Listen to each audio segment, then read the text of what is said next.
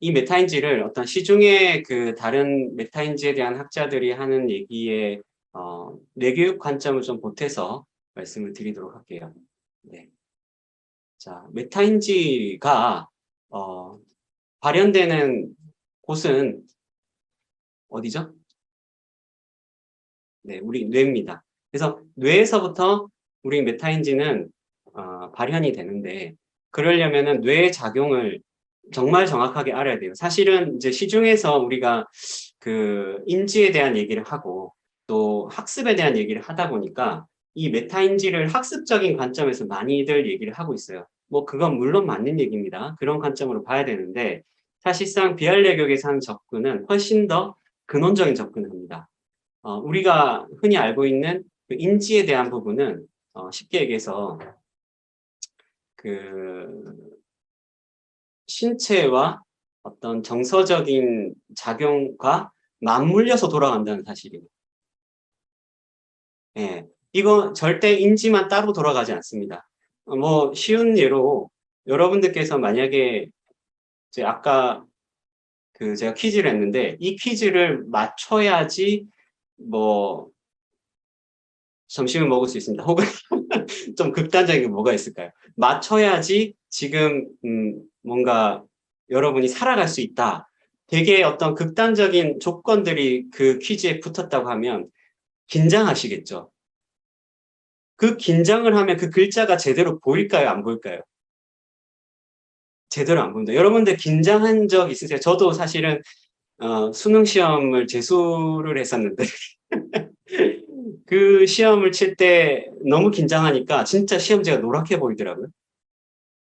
그런 경험 다들 해보신 적 있으세요? 노랗게 보여가지고 제가 문제의 그 한 3분의 2밖에 못 풀었었어요. 처음에 네, 시험 쳤을 때. 그런 정도로 사실상 우리의 인지는 감정이랑 직접적으로 연결되어 있습니다. 또 그런 경험 있을 수 있죠. 여러분들 지금 다 컨디션 좋으시죠? 만약에 좀 감기 기운이 있다거나 여러 가지 그 신체 어딘가 아파가지고 좀 고통스럽거나 그렇게 된다면 인지가 잘 될까요? 안 됩니다. 그래서 절대 우리는 이 세 축을 잊지 말아야 돼요. 신체, 정서, 인지에 대한 부분을 같이 가져가면서 메타인지를 봐야지 온전한 접근을 할 수 있다라고 저는 내교육 관점에서 메타인지를 얘기합니다. 네. 여러분들께서 이 관점을 주지해서 비할 내교 프로그램을 보셔야 됩니다. 그래야지 이게 진짜로 진정한 메타인지 프로그램이구나라는 것을 알 수가 있습니다. 자, 그래서 이걸 통해서 이제 궁극적으로는 메타 인지에 대한 부분은 이 신체에 대한 부분도 메타로 봐야 되고 감정에 대한 부분도 메타로 봐야 되고 인지에 대한 부분도 메타로 봐서 그것이 다 같이 어우러졌을 때 실제로 우리가 인간에게 진짜 중요한 메타인지라는 것이 완성이 되는 겁니다. 그래서 지금 뭐 시중에서 얘기하는 학습법에서 중요하게 강조하는 메타인지가 틀렸다는 건 아니고 그것이 분명히 맞지만 우리는 좀 더 그 다면적인 좀 더 근원적인 뇌의 관점에서 이런 인지를 같이 봤으면 좋겠다고 해서 제가 이것에 대한 어떤 핵심 메시지를 드리는 거예요. 네. 끝까지 이해되시죠? 네. 이해되시면 박수 한번 부탁드리겠습니다.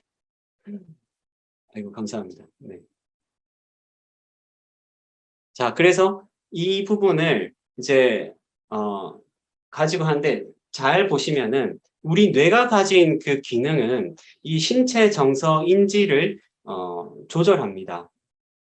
그리고 신체에서 어떤 일이 일어나는지, 어떤 정서가 있는지, 또 무엇을 알고 있는지를 계속해서 모니터링합니다. 그러니까 모니터링하고 컨트롤하는 것이 실제로 뇌의 기능인데, 자, 그러면은 그것을 했을 때 뇌는 변화할까요? 변화하지 않을까요?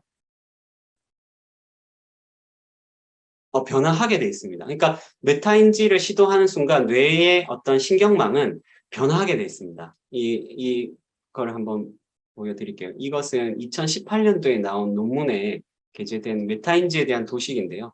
어, 여기서 뭐 구체적인 얘기를 하면은 이것만 가지고도 막 몇 시간을 얘기를 해야 되지만 간단하게만 말씀을 드리면은 궁극적으로는 여기서 볼 수 있듯이 그 이 전기업과 이제 그 대상회라든지, 예, 대상회라든지, 그리고 뇌섬역, 네, 이